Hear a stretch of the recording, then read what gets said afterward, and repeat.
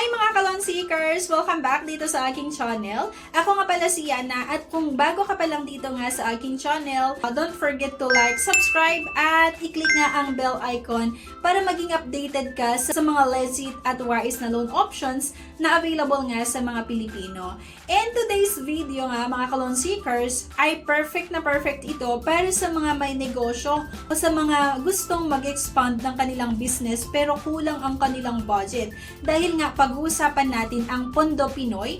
Ito nga isang microfinance company na pwedeng magpahiram up to 200,000 pesos. So napakalaki yung pwede nating mautang dito nga sa Pondo Pinoy and talagang swak na swak to para sa mga gustong mag-expand nga ng business. Pati yung mga may grocery or may mga tindahan, pwede kayong mag-try nga dito sa Pondo Pinoy.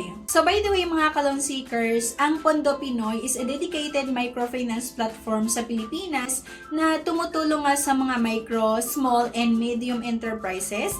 At ang goal nga nito ay napakasimple lang para tulungan tayong mga Pinoy na palaguin ang ating mga negosyo sa pamamagitan nga ng accessible at affordable at maaasahang loan options. So, ang maganda sa kanila or dito nga sa Pondo Pinoy, hindi lang sila online, meron din silang field agents na nagbibigay nga ng personal service at gabay, pero at the same time, gumagamit sila ng modern payment and processing system to make everything smooth and safe, di ba? So, napakaganda lang kasi pinaghalong traditional at yung mga bagong teknolohiya ngayon para magpautang sa mga nangangailangan. So, kung traditional ka, pwede ka dito or kung sanay ka sa traditional na pamamaraan na pag-utang, pwede ka dito sa Pondo Pinoy. Pero kung gusto mo din naman yung mga gumagamit ng teknolohiya para sa pag-utang, pwede rin. Dito nga sa Pondo Pinoy, pwede tayong umutang ng 20,000 hanggang 200,000 pesos at mababa din naman yung interest kasi 0.1%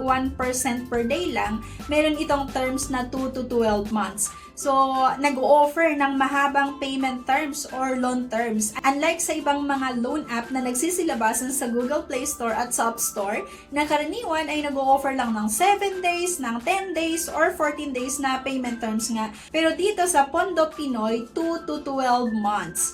And processing time lang, 1 to 2 business days. Mabilis yung processing time nila ha. Kasi kapag sa bangko kayo utang or sa ibang mga lending or financing company, minsan inaabot yan ng 1 linggo or 2 linggo.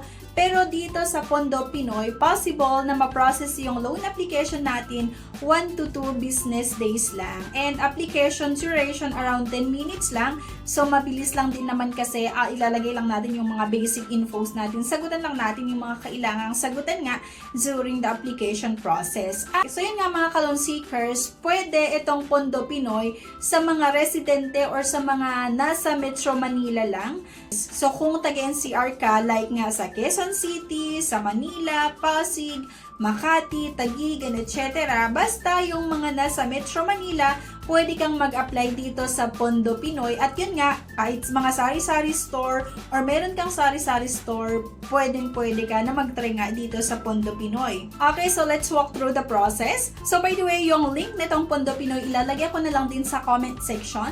So pwede nyo i-click yung link na yan para ma-reroute kayo or ma-direct kayo dito mismo sa website nga ng Pondo Pinoy. Para nga kayo ay makautang dito ang number 1, i-click nyo nga lang yung link na makikita sa comment section at may route nga kayo mismo sa website nga ng Pondo Pinoy.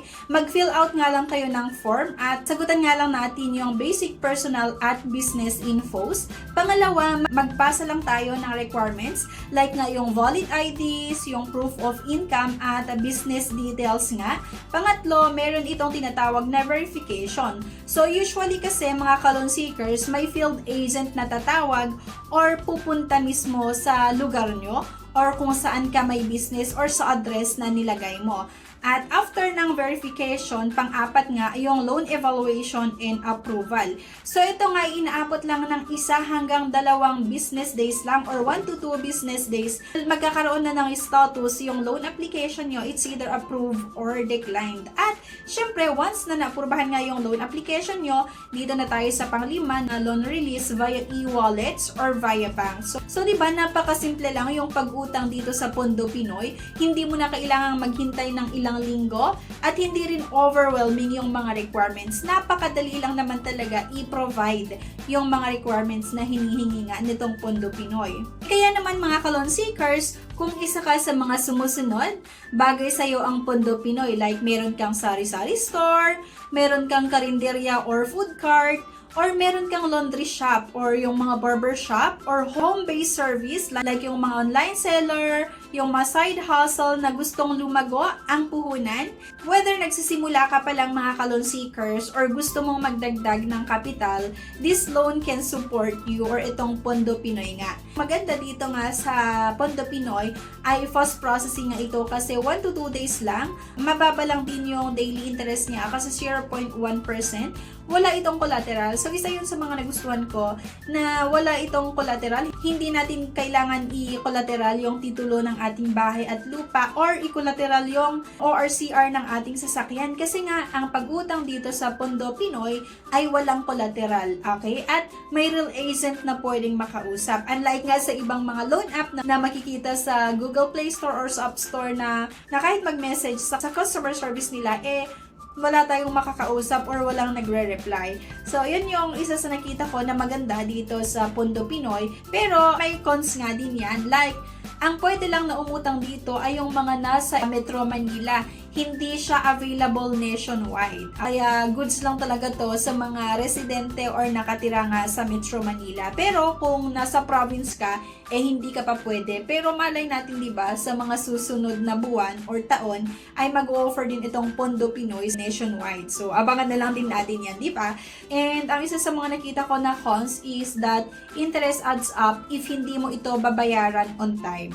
Okay? So, yun lang naman. Pero, sa tingin ko, maganda talaga i-consider utangan, lalong-lalo kapag gusto nating lumago yung negosyo or mag-expand ng business pero kulang ka sa budget. Kasi nga, medyo malaki din naman yung pwede nating mahiram na hanggang 200,000 pesos. Now, mga Kalon Seekers ha, real talk lang muna tayo. So, ang loan kasi ay hindi magic solution at hindi rin ito para sa luho. Kung gagamitin mo ito para sa business, make sure na may plano kang kumita at makabayad on time. Dapat meron tayong listahan ng goals, yung mga expenses at plan of repayment bago tayo mag-loan. Dahil kahit mababang interest, pero kapag late ka sa bayad, magkaka-penalty ka pa rin. So, doon papasok yung lalaki, yung possible na babayaran mo at possible nga na malubog tayo sa utang. So, yun na nga mga Kalon Seekers, kung ikaw ay may negosyo at nakatira ka sa Metro Manila, Pondo Pinoy is worth checking out. So, legit nga ito, mabilis at business friendly. So, kung sakali na gusto mong mag-apply, i-check mo nga yung link na makikita sa comment section. Then, pwede mo i-click yung link na yan para ma-route ka nga sa website or site nga nitong Pondo Pinoy. Then, pwede kang mag-submit ka ng inyong loan application online. At kung may experience ka na with Pondo Pinoy, sana i-comment mo rin yan sa baba para makatulong sa iba na naghahanap ng pwedeng mautangan, lalong-lalo yung mga may small business na hindi na-aaprubahan sa mga bangko. Thank you guys for watching. Please don't forget to like, share, and subscribe for more loan tips, reviews, and financial guides. So yun na nga mga Kalon Seekers, this is Yana, ang tropa niyong wais sa utang, reminding you, very smart, grow your business, and stay financially empowered. Thank you at see you sa aking next vlog. Bye!